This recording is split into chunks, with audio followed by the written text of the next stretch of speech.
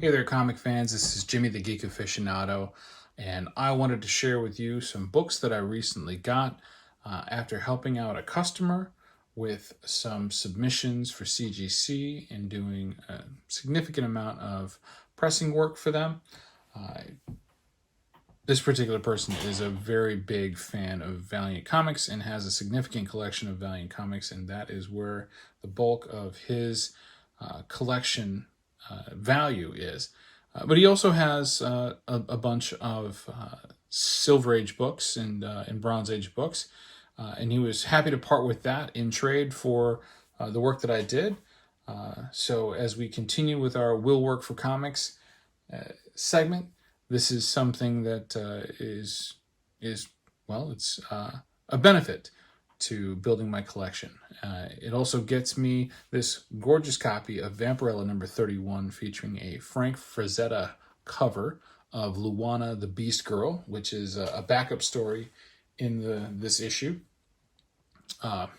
Frazetta's Panther is just incredible. The way he sculpts the head. I always felt it was kind of like pan-shaped on the head, but since I've never seen a panther close up, I really don't have much room to speculate or even criticize, especially since I'm no Frank Frazetta. But Luana looks fantastic.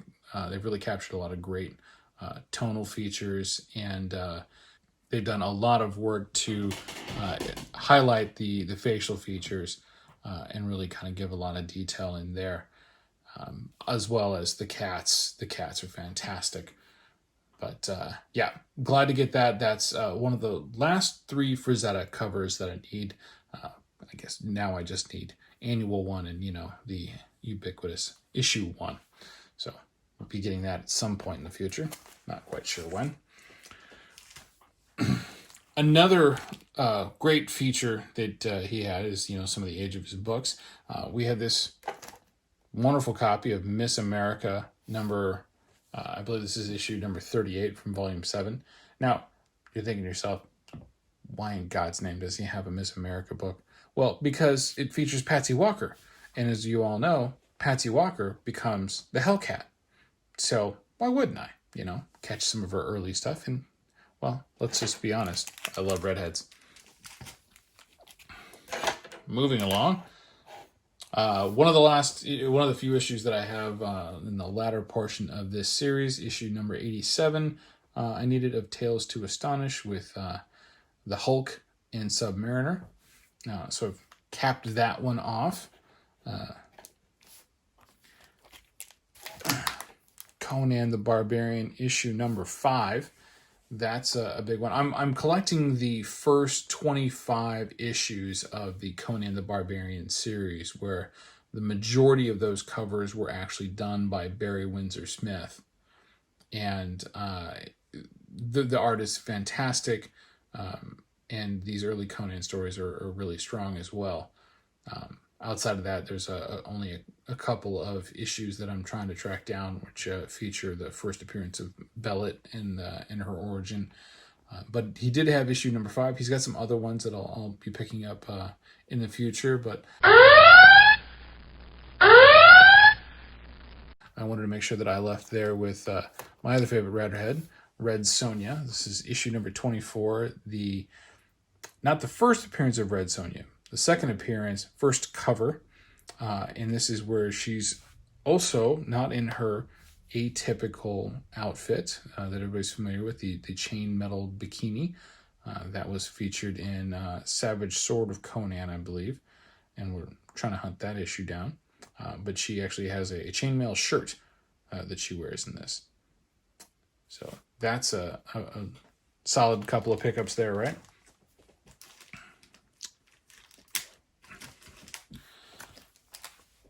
Moving into some more mainstream Marvel, we've got Astonishing Tales number 29, featuring Guardians of the Galaxy. Now, this is a reprint of the Marvel Superheroes number 18. And we got some Deathlock. This is issue number 35. This is still Astonishing Tales. Issue number 35, issue number 34. issue number 32. Now, this doesn't quite finish off my Deathlock run for Astonishing Tales, but it's certainly getting me a lot closer. And then we've got issue number 30. And I really like the yellow on this. I especially like the enormous crossbow that he's wielding there, because I can't imagine what he's going to do with that, or even where he would have got that, because you've got a guy who's essentially a cyborg, and what has he got? He has a giant crossbow. There's nothing special about it. I mean, it looks like something out of medieval times, but we'll read it. We'll figure out how well it worked out for him. But speaking of yellow Deathlock covers, it wouldn't be complete without issue number 25, right? This is the very first appearance of Deathlock the Demolisher, the man, machine, or monster. And this has got a sub-crease down the center, but I'm relatively certain that I can press that out and get a more favorable grade, probably somewhere in the 6s or 7s, and be a lot happier with it, especially if I decide to part with it. And if you want to, or you're in the market for this book, let me know. Finishing up with the Astonishing Tales, we have a super nice copy of Astonishing Tales number 1 featuring Kazaar and Dr. Doom. Now, those of you who are not familiar, the early run of Astonishing Tales is actually quite fantastic.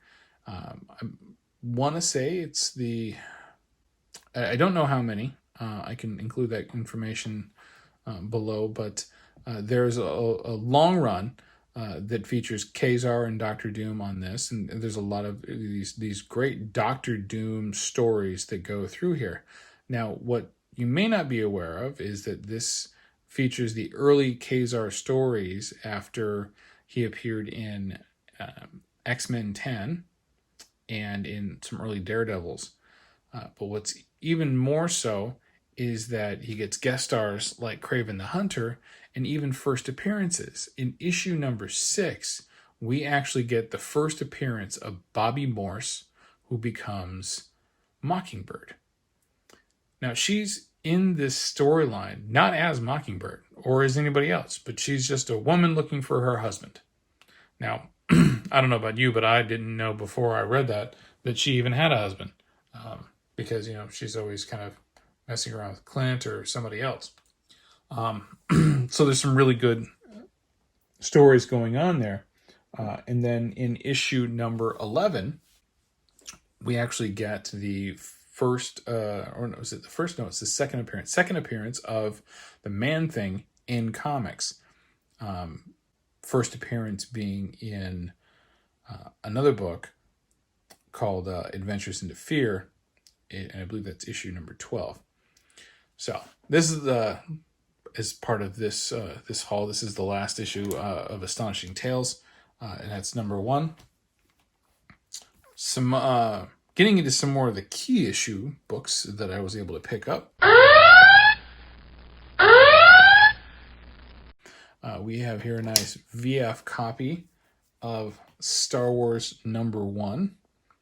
Now, I don't know whether or not newsstand was common or if the direct edition was more common at the time, but this is a newsstand issue, and it's a 30-cent issue, and it's just an overall great book.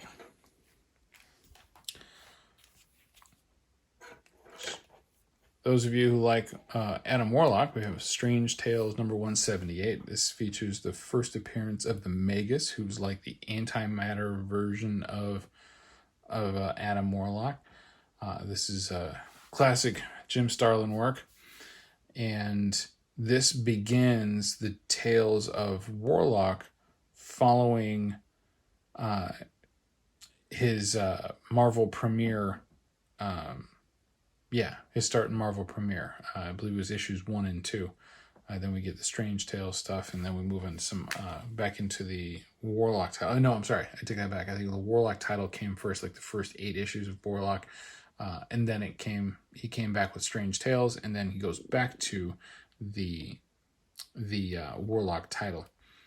So like I said, this is the first appearance of the Magus. his alter ego, and this is the first appearance of Gamora. And this is in a really good shape too. So I may move this one along as well, but yeah, that one's in really, really nice shape. Not quite as nice as the other one I have, but still really nice. Speaking of really nice, and my fondness for redheads, this is Amazing Spider-Man issue 59, featuring the first cover appearance of the great Mary Jane Watson. Now, those of you who know, Mary Jane has had more than one first appearance. She's had a first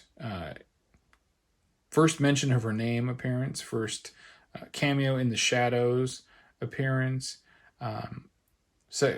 second cameo in the Shadows appearance, and then she finally gets her real first appearance in issue number 42, where we get the signature line, "Face it, Tiger, you've just hit the jackpot." But this is her first cover appearance, and it's pretty nice. We got a little date stamp on the front there. It's probably about a 5055. So it still has some nice visualness to it, but it just has some color breaking along the spine, down it and across it. All in all, a good looking book. Now, Strange Tales number 135. Kudos to you if you can guess which book this is or what's important about this book, aside from being just a great Steranko cover. This is the first appearance of Nick Fury as the Agent of S.H.I.E.L.D. So this is the first appearance of S.H.I.E.L.D. I don't believe it's the first appearance of Hydra. I think that stuff was in earlier books, or potentially even in the Captain America comics. But this is where Nick Fury becomes a spy and runs the agency of S.H.I.E.L.D., and he's no longer Sergeant Nick Fury with his Howling Commandos as he is here. This is issue number 11, featuring some of the commandos on the cover, and I did not have this issue. I'm actually only missing a handful of issues in the first 50. More after that are down in the Bronze Age, but not to worry, those are a bit cheaper. So trying to finish out the first 50, and it could do so, get closer to my goal with issue number 11, and a upgraded copy of issue number 13. Now, for those of you who don't know, issue number 13 of Sergeant Fury and his Howling Commandos features Captain America and Bucky, and this is the first Silver Age appearance of Captain America in World War II. Now, all of the books before that featured Captain America that were of the time period of World War II were in Captain America Comics or USA or any one of those that placed him in World War II were done in the actual 40s and I want to say maybe early 50s. However, when he came back in Avengers issue number 4, but he was in modern day. So this is the first depiction of him in World War II during the Silver Age. So it fetches a couple of bucks. So I'll definitely say that. Of the Sergeant Fury and the Howling Commandos, aside from issue number 1, which would be the first appearance of Sergeant Fury, this is the first time. This is the most significant issue in that run. Love this cover here. I want to say that this is an homage, but this is a great cover of Thor, and it happens to be one I didn't own. So that's issue number 229 from the original Thor run. But even better is this guy right here. And this is kind of like the one I'm most happy about, because I didn't have a copy. And don't ask me why. It just, it was always kind of crazy in prices. So it was great to be able to kind of get it in trade for doing some work. This is a Walt Simonson cover featuring Beta Ray Bill on the cover, wielding Mjolnir and crushing the titling at the top, the trade dress. So it's a very iconic issue, and it's a great number 1 issue. or I should say first appearance issue. So issue 337, and one of the best things about it is a newsstand edition, which actually is significant for this book itself. At least it adds another 10 to 20% to the value. So that's always a fair bet. Now, the last thing that I got from this gentleman is this really cool copy of it's a Wizard Ace edition, so it's Wizard Ace number 57, and it's a reprint from Abstract Studios. It's a reprint of issue number 1 of Strangers in Paradise. Its very first printing, but I really kind of dig this cover with Kachu and Katrina and David. I think it was really well done, and it's I don't really remember the term, but actually, we'll pop this guy open here. You'll see what I mean. So there's an overlay to this cover. So we see the cover here, and we have an overlay of the moon in the background, which is kind of pretty smooth. So I dug it, and I saw that and I picked it up because I'm always picking up unique things about Strangers in Paradise because I think it's a wonderful series. It's gotten numerous awards, as it should, because it, on top of being incredibly well written, the art is also really solid. It's not overly produced, but it is very unique, and I think Terry Moore does a fantastic job. Because if I wasn't interested in it, then I wouldn't have this beautiful copy of Strangers in Paradise number 1, featuring the first appearance of Kachu and Francine, and David for that matter. So this is 9.8 white pages. There are only 7 in a universal grade on the census. There's 5 that are signed.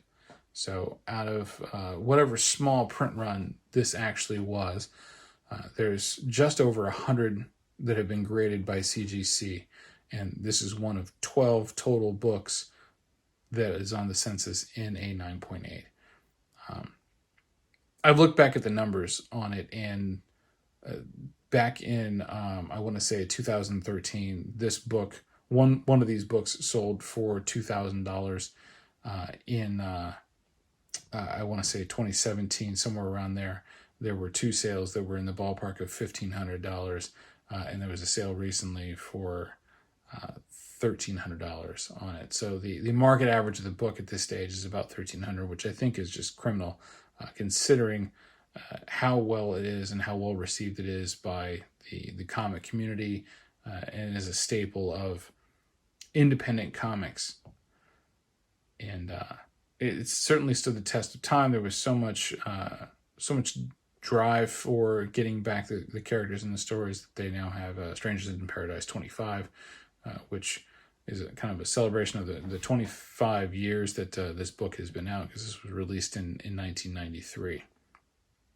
And I believe that story started in 2018. Nonetheless, I'm a huge fan. I'm very happy having this one in my PC, and that's about all.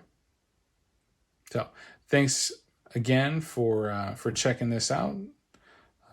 Feel free to hit like, subscribe, and share the video with your friends, and hit that notification bell for additional stuff. Oh wait, I almost forgot one last thing.